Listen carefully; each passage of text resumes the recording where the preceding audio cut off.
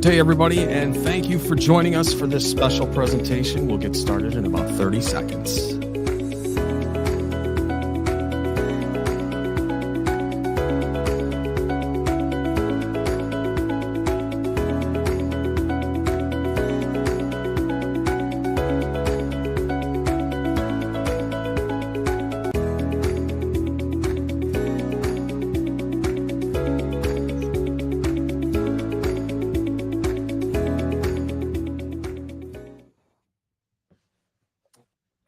And good day, everyone. Thank you for joining us. My name is Marcus Couch, Chief Marketing Officer for Clinicom, and I'm very happy to be with you today for this crucial discussion on understanding major depression in children and adolescents, presented by Dr. Nelson Handal. As many of you are aware, major depression in young individuals is a pressing concern that often goes unrecognized and underdiagnosed. The implications of this are far-reaching, affecting not only the individual, but their families, schools, and communities. Today, we aim to shed light on the contributing factors, dive into the challenges, arriving at the correct diagnosis, and explore the latest treatment options available. We also want to highlight the importance of early detection and continuous monitoring, which can significantly improve outcomes for these young individuals. And now it's my distinct pleasure to introduce our esteemed speaker for today, Dr. Nelson Handal.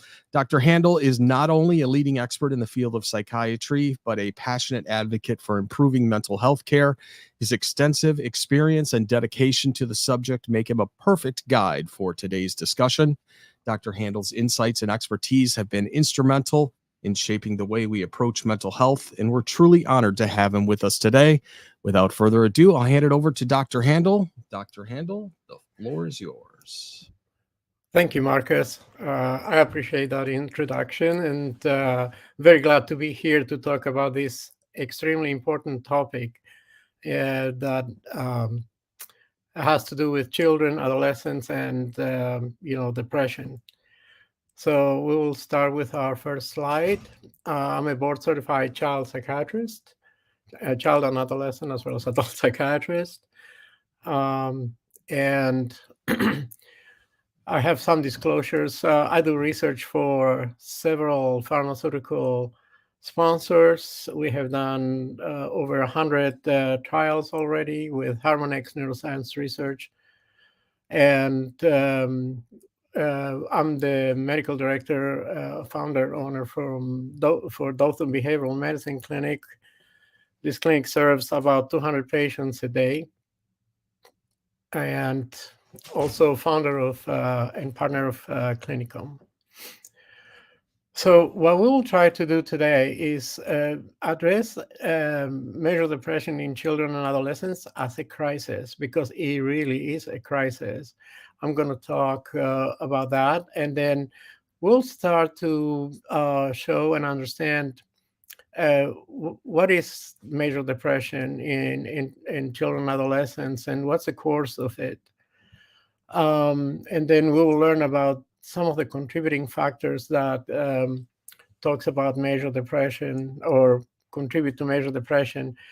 I will not talk too much about suicide this time. I think we will prepare a new webcast to talk about suicide. And also a clarification here, I will not be talking about treatment. I just want to make sure that I focus on how important it is to think about depression in children and adolescents as a crisis. This is the message. So as you can see here, and this is before the pandemic. It was this is from 2019 data. 1 in 5 children had been diagnosed with a mental disorder. But major depression, as you can see in that arrow going up, increased 74% from 2004 until 2019. And you can see in the graph the different groups of age groups of children, and in every group the rates are increasing, as you can see there. And so this is the bottom line. We have a crisis, not only in the US, it's really a global crisis with depression as well as anxiety in children and adolescents. Okay. So what is one of the big challenges is that the parents may not know that the child is depressed. Okay. And one thing that I heard and really impacted me many years ago is that a dad was talking about going home for lunch and finding his teenager dead because he had committed suicide. And so he founded a foundation called the Jason Foundation. You're welcome to visit that website. And this dad, now his mission is to make people understand that you may not know that your kid is depressed. And, as this chart shows, that 40% of parents that, respond to this questionnaire did not know that their kid was depressed. In addition to that, some kids don't know or don't know how to express their feelings of sadness. And so I will make sure that everybody understands. So this is not only the parents, but it's also the kids who may not be able to express what they're feeling. And families don't talk too much about, feelings. It's something that it's become sort of a taboo. Um, and so many parents, both parents work, so they are not spending time with their children, and they're probably not sure also, some of them, what are the signs of depression.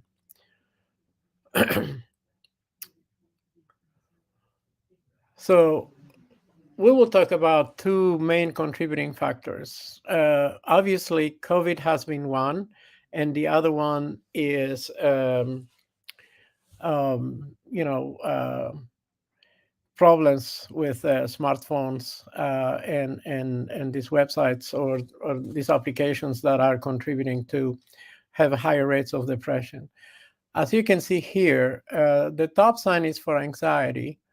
The dotted lines are before COVID, and then the straight lines or solid lines are for after COVID. And you can see both in women and men, anxiety increased, and you can see the ages also, a very, very young age, this starts increasing. And for depression, you can see the same thing, that after COVID, depression in men and women increased significantly. So the social media is the second big problem that is, I think, contributing to increased rates of depression, suicide, and anxiety. And the Surgeon General had an advisory. So this advisory is similar to the smoking advisory that they had in the 70s. So this advisory calls attention to this concern of the effect of social media in the youth mental health. There is evidence of positive and negative impacts that social media has in children and adolescents. For instance, up to 95% of 13 to 17-year-olds use social media, with more and more kids saying that they may use it. A third of them say they may use it constantly. And then age 13 is commonly when these kids get a phone, and with minimal usage. But now 40% of children 8 to 12 years old have access to social media.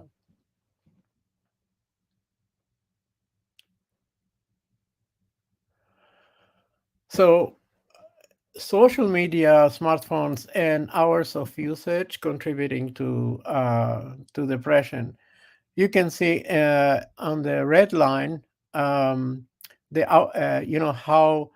depression is contributing, how the social media is contributing to depression in girls.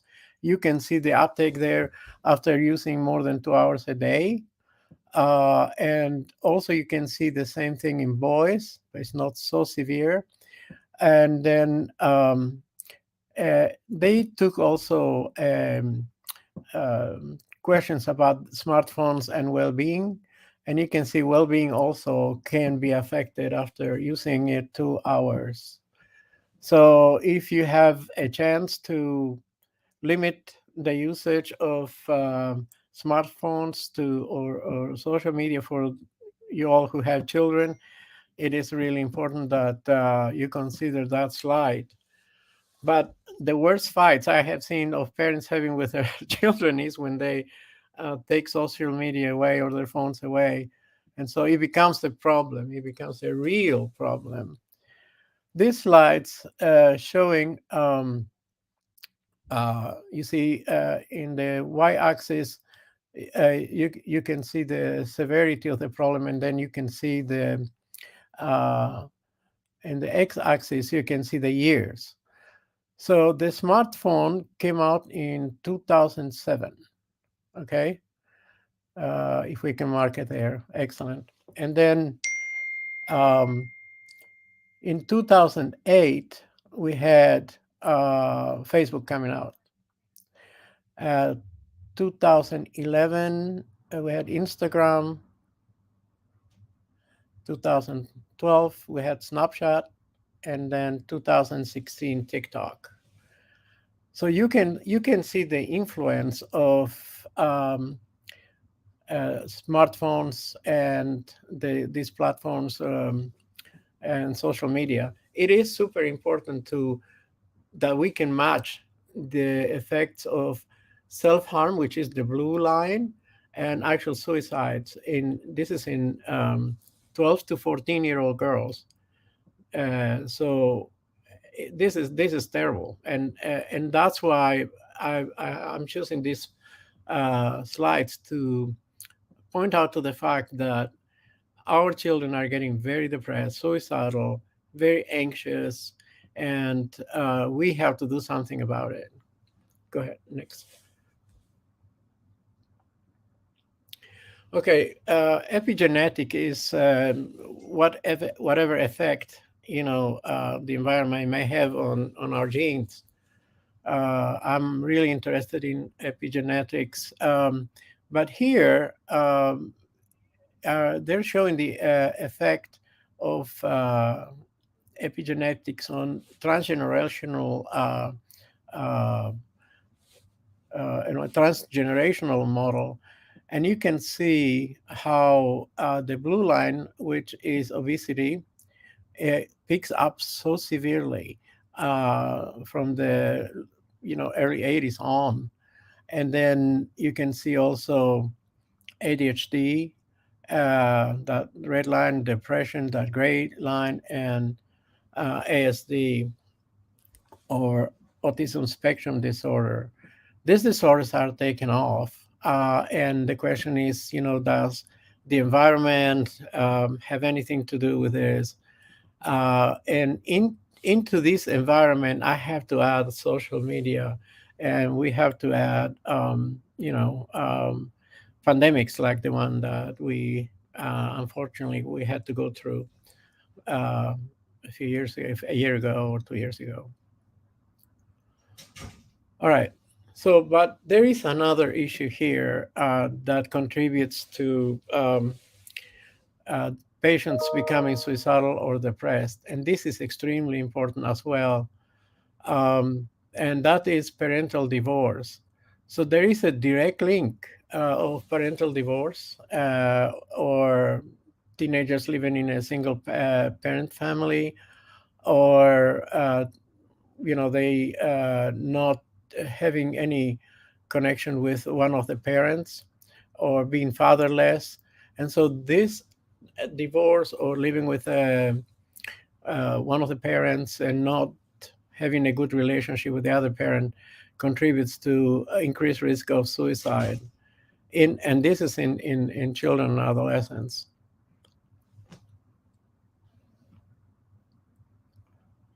But these three issues that I brought up, social media, COVID, and divorce, are not the only ones. This is the problem, because there is a association of increased depression and suicide risk with bullying.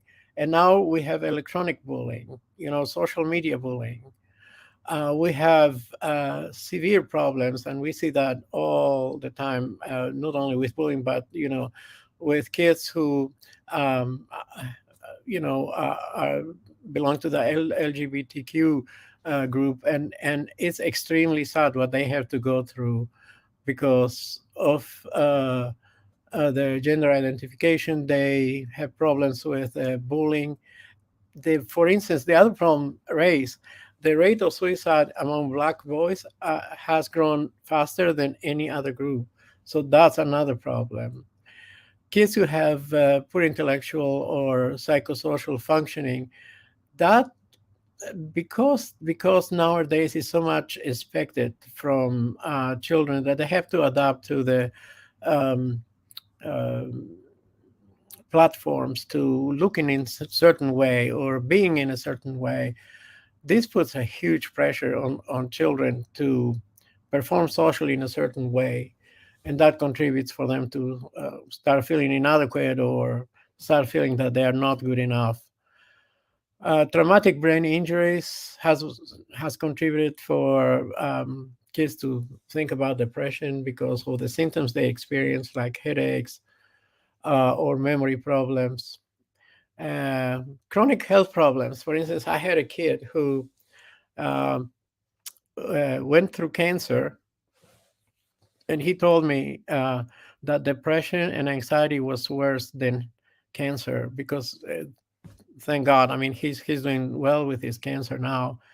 But he equated depression and anxiety as being worse than having cancer. And you guys can understand why. I mean, sometimes with depression, there is, and we'll talk about the course of depression, it's a possibly never-ending story. Trauma. So children are emotionally traumatized, physically, sexually, um, and trauma is definitely a big part of the problem. And we see more and more kids who suffer problems with traumatic events. As we see parents using alcohol and drugs and in the household, when they have children, and the children pretend that they don't know, but then eventually they start learning about it, trying to rescue the parent who is a drug abuser or alcohol abuser, and they fail, obviously, and then they become depressed. Uh, you know, uh, Household economy. We have 12 million more uh, children who live in poverty than 2 years ago. So this is becoming a huge problem, um, contributing to depression. We have many kids who come here and say, well, I want to make a lot of money so I can give mom and dad some money because we don't have much money. One thing that I have to add here, we see a lot of children from the Panhandle, and Hurricane Michael destroyed Panama City, and we see a lot of children from Panama City that had to go through a hurricane. So the economy is destroyed. Their household was destroyed. Their livelihoods have been impacted severely. So again, all this impacts epigenetics. Comorbidity. So the more comorbid conditions a kid who is depressed may have, the worse the outcome will be. And we talked about it in another webcast. Okay, next. So what's the prevalence of depression in children and adolescents? You can see there, and these numbers are a little old, so I'm sure that these numbers are higher now, 2% in children, 4 to 8% in adolescents. The important thing here is that 30% can become bipolar, especially if the children have severe depression, not as much the adolescents, but the children. If the depression starts in childhood and is very severe, then the next thing you have to really look for is if there is family history of mood disorders or bipolar disorders in the family. In childhood, the ratio is about the same for male and females, but in adolescence, it starts changing. And the risk, the generational risk, has been increasing from generation to generation. And so, again, I have to emphasize the major depression is very under-recognized. And I'll show you a few cases about that too,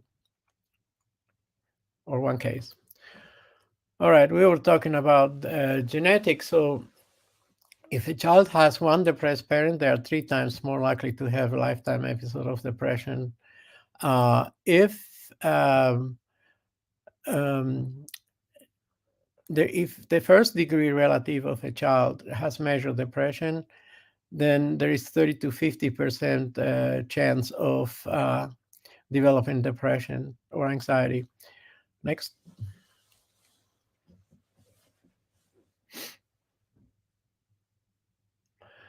I love this slide because it shows how measured depression can be really associated with genetics.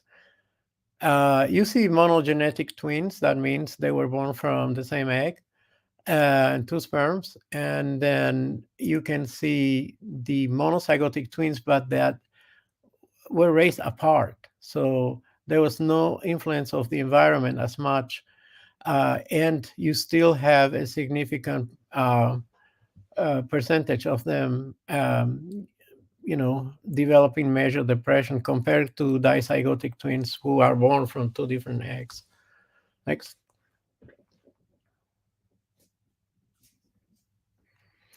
Okay, I just thought to show you a little bit of some of the imaging. For instance, this is a 17-year-old depressed suicidal kid with severe irritability. And this SPECT scan shows how normal should be and how this girl's name is Cindy, how her SPECT scan looks like.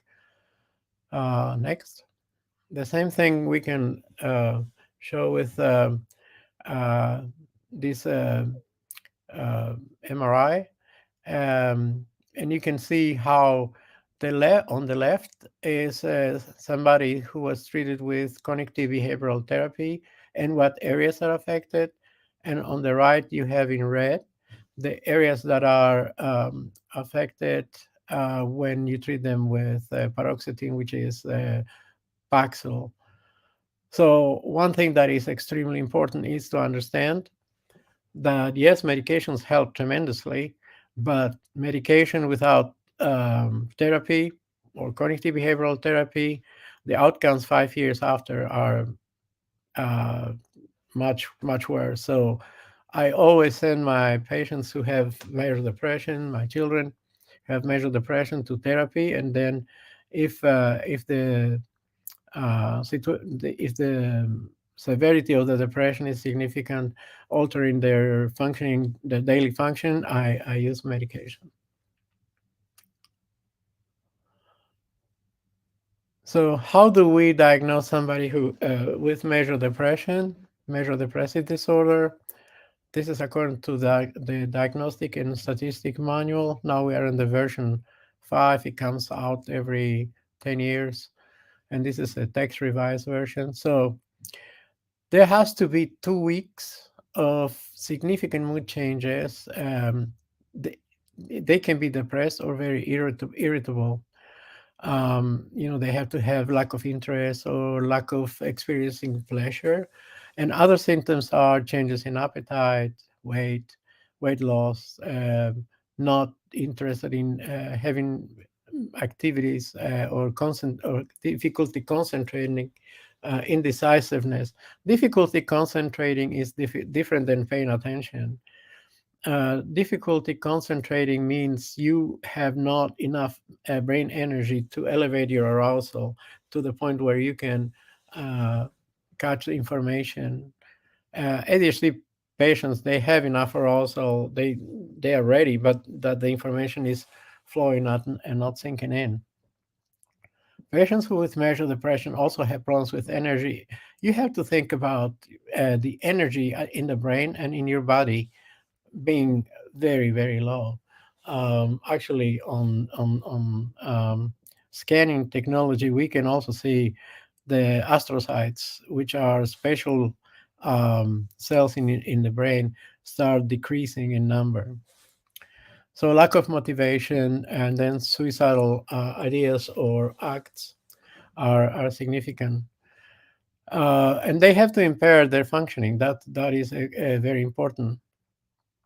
And then we should not have substance abuse problems because that can cloud the diagnosis of major depression or other psychiatric illnesses, bereavement, or medical issues. So bereavement is important. Bereavement, should, if we can go to the previous slide for a second.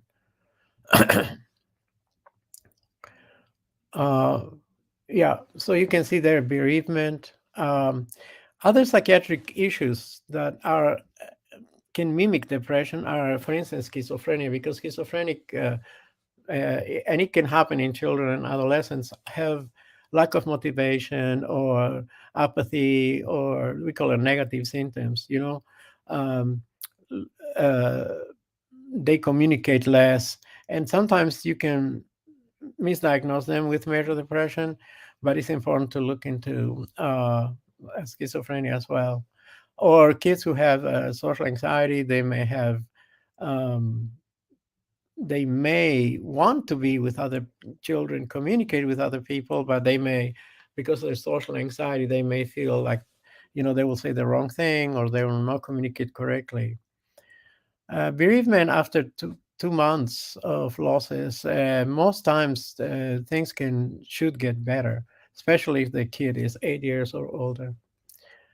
And the medical issues, we have hypothyroidism, for instance, that can look like if the kid is depressed, but they may have other medical problems. Okay, next. Okay, I'll try to go a little faster so that we run kind of out of time. But you can see that developmentally there are variations in how kids and children and adolescents experience um, depression. So they may have behavioral problems, anxiety problems, um, or if adolescents, they may. One thing that I really feel it's a cardinal symptom in adolescents that may not be in the DSM criteria is that they isolate. Typically, adolescents don't want to isolate, but if they start isolating and it's a change in behavior, that is very, very significant. Um, uh, Compared to adult depression, the adolescents may experience more behavioral problems. Next.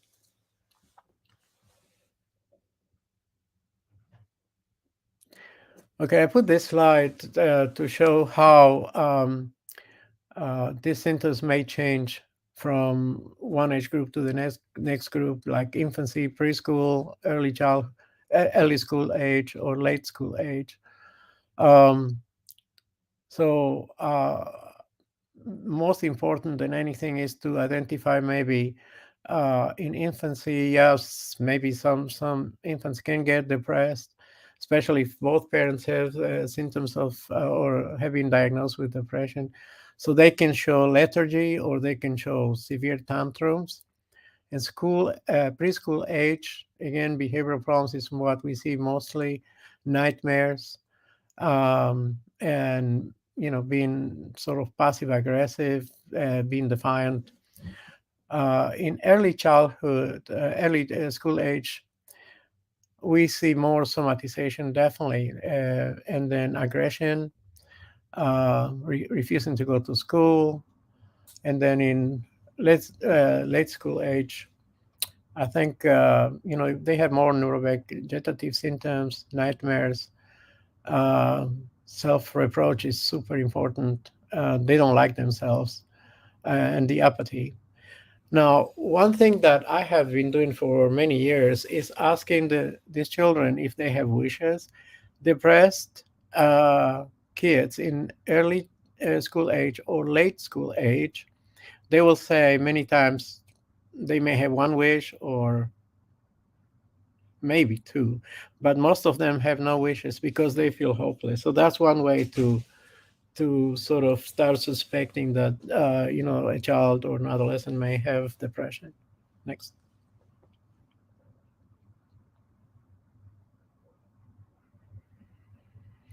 Okay, so there are 5 out of 9 symptoms that have to be positive along with the depressive symptoms.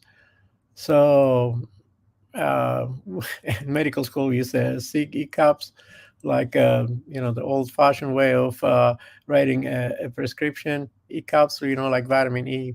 So sleep, interest, guilt, energy, concentration, appetite, psychomotor retardation, and suicide. Those are the 8 symptoms, along with feeling depressed symptoms. And you need to have 5 out of 9 for at least 2 weeks.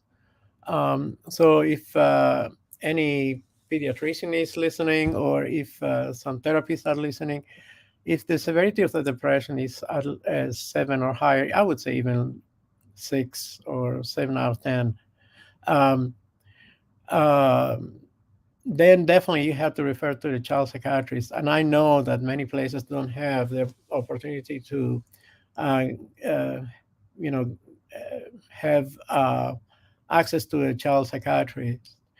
Half of our patients come from more than 2 hours away. So I totally understand. We're 3 child psychiatrists board certified in this clinic. If treatment fails, also consider a child psychiatrist referral. Um, or, if the clinician may feel uncomfortable treating them. The majority of patients get the antidepressants, for instance, from a general practitioner, pediatrician, and non-psychiatric uh, providers.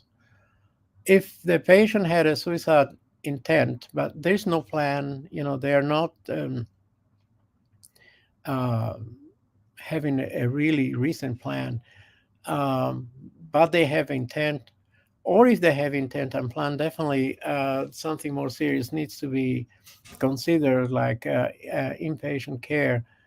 Um, if the patient is saying, I just think about dying, but I don't plan to do anything and I don't intend to do anything, then definitely we should prevent that admission, because the admission itself can be very traumatizing for some patients. I learned a lesson when I was in New York and working in an emergency room. Uh, a parent brought the police brought a parent and their young 16-year-old who reportedly wanted to kill himself jumping off a bridge. And the parent said, no, it was just like he was acting out and he didn't want to do it. And the kid was saying, no, no, no, I was just, acting out, etc. Until I went to the nurse's station, and on TV they showed this kid trying to jump off a bridge, and the police was trying to hold him not to do it. So whatever they say, sometimes if you're a doctor or a nurse practitioner, be cautious, because they may present a picture that is different than reality. Next.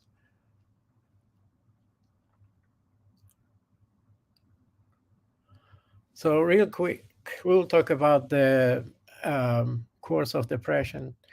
And patients who are not in the community, let's say, and they're not referred, it could the depression may last 1 or 2 months. But if they are referred, that means it's more serious. It may last, 7 to 9 months. The predictors for longer duration are how severe is the depression. So I cannot emphasize enough to understand not only how many symptoms we have, the impairment, but the severity of the depression, the comorbidity of the depression. If the patient has had negative events, life events recently, um, if the parents have psychiatric problems, how is the psychosocial functioning? Next.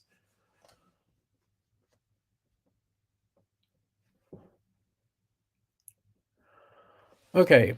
Probably this is my least favorite slide, but I needed to talk about how the course goes with depression. So remission means that for 2 months, 2 weeks to 2 months, the patient may have had one or two, a few symptoms of depression, but the most severe part of it is better. And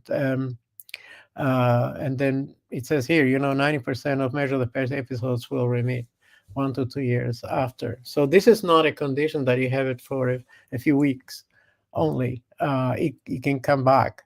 And if the condition comes back as a full major depression, we call it relapse. And so the predictors for relapse is, like we talked about before, natural course of the condition, lack of compliance. And many times these patients cannot go to therapy every week for 1 hour because the mothers work, because the kids are in school. There are so many different reasons that they may have lack of compliance. Again, negative, life events contribute, or they, decrease the therapy too fast or discontinue therapy. So 40 to 60% of youth will have relapse after successful therapy. And so because of that, we have to continue treatment again. I do a cycle of 2 to 8 months of treatment. And if they continue, if we stop the medication and therapy and they relapse, then I continuously treat them. Recurrency is when the symptoms of major depression emerge again, after a period of recovery.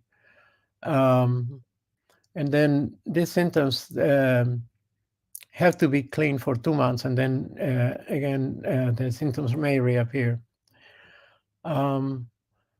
So the probability of recurrence may be 20 to 60% in 1 or 2 years, but it can be up to 70% after 5 years. All right.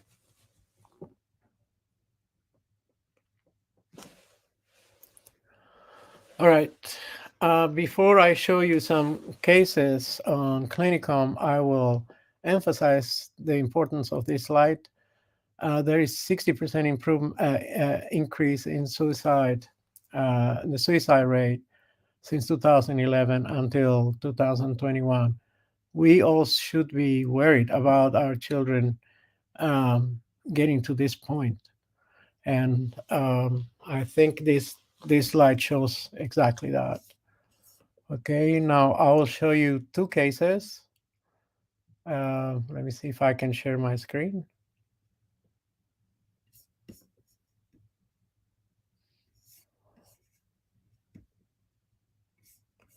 All right, I'll show you first this case of a male that is 16 years old.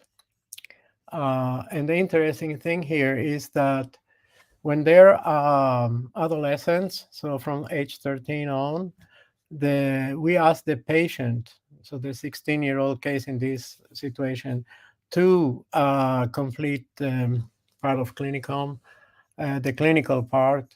And you can see, there's a significant suicide warning here, persistent depression.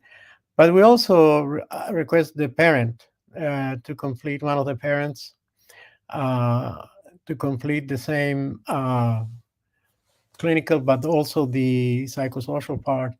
And you can see there, and if you compare, here, the suicide warning is a little less severe than up here, and the depressive symptoms are not even evoked. So let's look into it a little further. So the point I want to make is that if you just listen to the parent, then you may get a wrong idea, okay? even if you do a PHQ-9, this PHQ-9 is negative, and so you can see that even the GAD-7, that is for generalized anxiety, may not be taking us where we have to go. So I'm going to go straight down to where this young person is talking about depression. And you can see he marked 8 out of 10. He has, so 1, 2, 3, 4, 5 symptoms, barely. Some of these, like this symptom is very low. So, but the problem here is that he overdosed with Tylenol. The mother we will look at the mother's report, said that he took several pills of Tylenol. He said 7,000 milligrams, but he ended up in the emergency room. He was depressed, and the reason he overdosed was he wanted this mental negative feeling, quote unquote, to go away. So suicide is real, okay? So sometimes the family may be a reason why this person may not commit suicide. Friends at this age, extremely important. So that shows you how important it is to ask these questions. He has some obsessions, nothing significant, and he really doesn't have any other comorbid conditions. So we will go to moms. Okay, this is the one completed by the mother.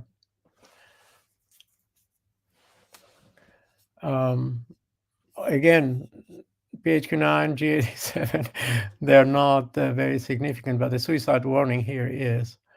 So she's saying that her son has depression and been withdrawn also, and that apparently he was taking some medicine, I think Cymbalta or no, Celexa. So she's describing here how difficult it is for the patient. Here it would appear the name, we depersonalize all this data, so it will say patient, but really it should be the name of the patient here that has difficulty, when talking about mental health. Often he will be able to tell something is wrong, but he cannot put into words what's hoping, what he's experiencing or the help he needs. So he has all these symptoms. Okay. I'm sorry, I have to go back again and log in back again. Okay. Sorry about that. All right. So mom is seeing the severity of the depression as 2. And so the message here is to show you how a parent may miss the diagnosis or the severity of the symptom by really minimizing the symptom severity, not on purpose, but because of what they see or what they feel or what they believe. So she's talking here about the suicide attempt. So he has only had one attempt. And she's describing here how he took 15 extra strength Tylenols, and then how he waited until everybody was asleep.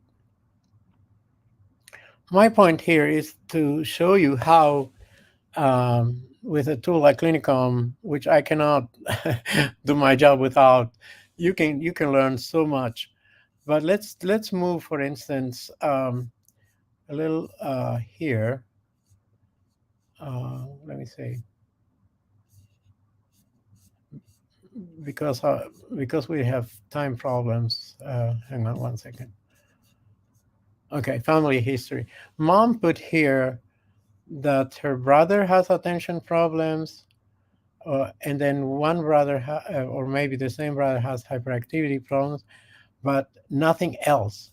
Okay, nobody has anxiety, depression, or bipolar disorder. Here you can see none of it.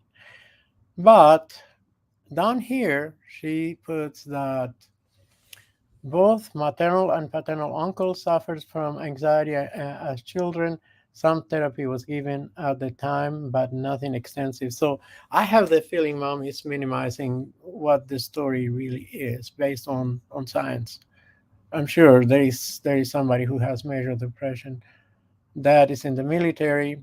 This is his support system. Okay. I think let me go to the next patient. So this is an adolescent, and now we will look at the 9-year-old girl. And here, only the mother is supposed to do the assessment or complete the Clinicom assessment. And you can see here many things that may be happening. So panic disorder, generalized anxiety, major depression, OCD. When I see this like that, sometimes I feel like it may be that the parent, is overrating these questions, but we will dive into it and see what's going on. So this girl, like I said, is 9 years old, is on Atarax hydroxyzine. And we'll just go to the depression part and the suicide part. But there was something significant in this case. And mom is explaining here that she expressed that she had suicide thoughts since the death of both maternal grandparents, the father, and paternal grandfather. So there were so many losses, and this occurred within 2 years. I think the dad was the last one to die, but it was from 2019 until 2020 to 21 or 22. So this girl suffered many losses, and the parents were divorced, and there was something going on with the dad who passed away from cancer and somebody he was having an affair with. All right, I'm going to jump all this, but let me go to the depression. You can see here how mom is explaining how severe the symptoms can be here and here and here. And well, she put 4 out of 10 for depression. And then she's saying that the kid has some thoughts about harming herself without killing herself. And this happened within the last 2 months because of being depressed, loss of loved ones, etc. Okay, so one thing I mentioned something about kids who are extremely depressed. Many times we have to rule out bipolar disorder, and this would be one of those cases. They don't meet criteria because this is only 1 to 3 days. They need to be 4 to 6 days for bipolar type 2, or 7 days or more for bipolar type 1. This girl has obsessiveness. We'll pass that. Okay. Now we will go straight to the family history here, and you can see. So her uncle committed suicide in the family's backyard 13 years ago. So a cousin then committed suicide. I'm sure the circumstances. You can see these are extremely big red flags. If the kid is so depressed after the losses, it is totally understandable. But I think we saw this kid a year or something after she experienced these losses. There is a paternal grandmother and father who mom is describing as having mood swings. Maybe mom's impression is an open question here. There is family history of academic problems. Paternal grandmother had a nervous breakdown after suicide of her other son. So you can see the narrative here. We're dealing with a high risk kid, and I'm going to leave it there. So Marcus, if you can go to your normal screen.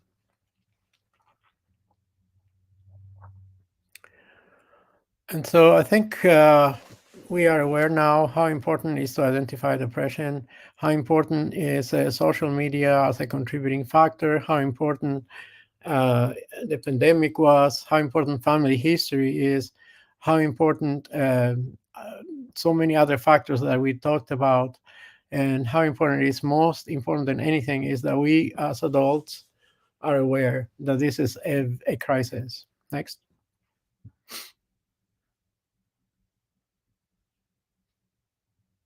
Okay, so this concludes my talk, but we're open for questions. Yes, Dr. Handal, I do have several questions actually. The first one comes from a LinkedIn user, and let me just take you out of there for a second. What are some common signs or symptoms of major depression in children and adolescents that parents or guardians might overlook or misinterpret as typical growing pains or mood swings? Okay, can we go to that slide that we were showing where the different age groups where, yeah, no, the next one. Next. One more. And one more, I think. Okay, so I'll show you two slides to answer this question. In children, many times the symptoms appear as anxiety. So they don't want to leave their parent. They complain about physical pains that they somatize about. They're phobic. So we see that more. In general, you can say these children may be crying more, they may be worried more, they may be fearful. And if you have that, plus family history of depression in one or two parents or other close relatives, then definitely is something that we need to worry about as being major depression. In adolescents, I cannot emphasize enough the importance of thinking that these adolescents will try to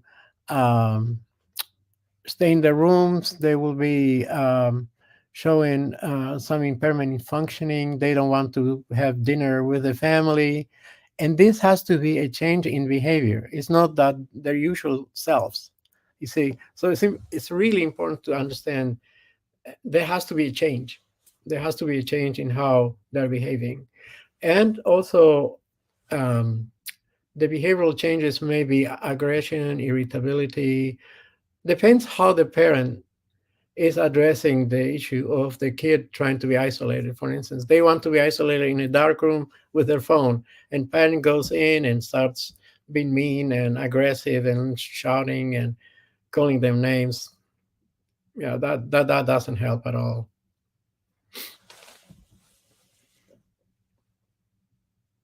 Okay, Dr. Handel, I have one more question for you. With the increasing influence of social media and digital interactions on young individuals, how do you believe these platforms impact the health of children and adolescents? Are there any preventative measures or guidelines that you'd recommend for parents? I showed the importance of the social media on children in one of the slides. I don't know if we should go back to that, and maybe we should, because maybe this participant logged in a little later. So maybe we can, if Marcus can help us with that.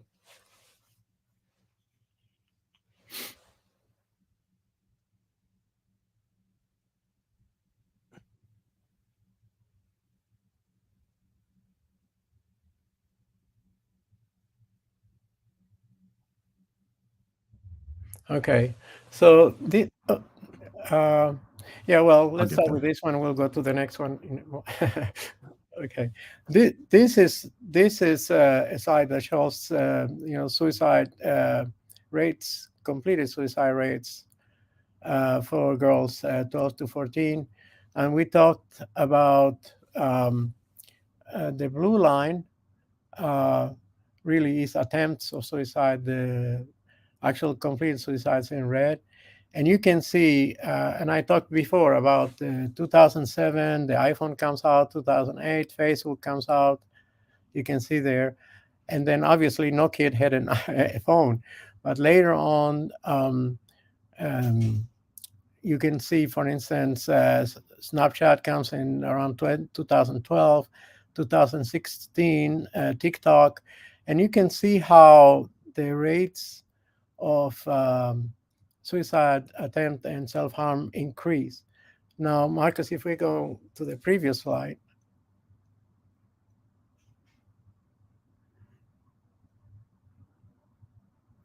the previous slide shows the hours, the number of hours that here. So a number of hours on social media and the effect of depression, of social media on depression. And you can see the red line is on girls, the other line, the line in the middle is for boys, and then the feeling of the well-being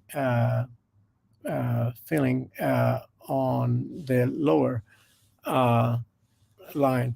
And you can see here, if you have your adolescent or even child now using more than 2 hours of social media, then the risk for depression goes way high. And so the one clear limitation has to be that we don't let our kids use social media more than 2 hours. Now the problem is the parents sometimes are on their phones, nonstop. So if we can do control something is how much we use our phones. Um, so it's really important that we are aware of that. That is something concrete that we can do act proactively.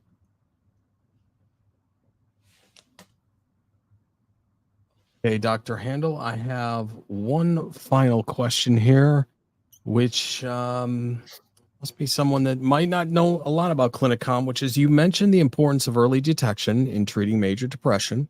Could you elaborate on how tools like Clinicom can aid in this early detection process and how they compare to traditional diagnostic methods? Okay, so the difference between Clinicom and traditional methods, the traditional methods, let's say, can be the doctor just asking these 9 questions. But why would he ask those 9 questions for depression if the mom or the dad is saying, my kid is just misbehaving, or he's just a boy, or. So Clinicom doesn't do that. Clinicom will ask the questions that may be pertinent, even for instance for behavioral problems. It will ask questions about depression anyway, or bipolar disorder, or other disorders. So the questions are uh, a sequence of um, symptoms that one leads to the next symptom. One complaint leads to another symptom. So it doesn't forget to ask an important question, and that's a big difference, I think, with Clinicom. If you have for instance, and even a digital scale, uh, it's an inert scale because it will just ask those whatever number of questions. And not get into other questions that may lead to major depression or other conditions. So the importance is Clinicom can assess up to 80 psychiatric conditions. It can be done by the parent and the child, or I'm sorry, and the adolescent together. But many times, whatever the parent asks, when I meet with a kid, I reemphasize and go over the questions again and making sure that they experience some of those symptoms, because they can be malingering also. Munchausen's by And proxy. And I think one of the important factors of Clinicom is that the assessment is actually given to the adolescent or the child on a smartphone or smart device. And that's a platform, as we showed in many graphs, that young people are very comfortable with. Yes. Maybe even more comfortable than they would sitting in front of a therapist or a psychiatrist. 100%. That's their life. That's how they function, right? So answering these questions on a smartphone is just second nature, and we get much better results without then interviewing them many times. Sure. Okay. Just a couple of other things, Dr. Handal, and we'll wrap this up. We did get DJ Archie Flex, excellent presentation. Are we able to get these copy of these slides? Yes, they will be available on our website at clinicom.com. And just one other comment from the audience. Excellent. So thank you very much for that. And with this, we will conclude this presentation. And if you'd like, please visit us at clinicom.com, and we'll be there to answer any further questions you may have. And with that, we'll end the stream. Thank you very much for your attendance.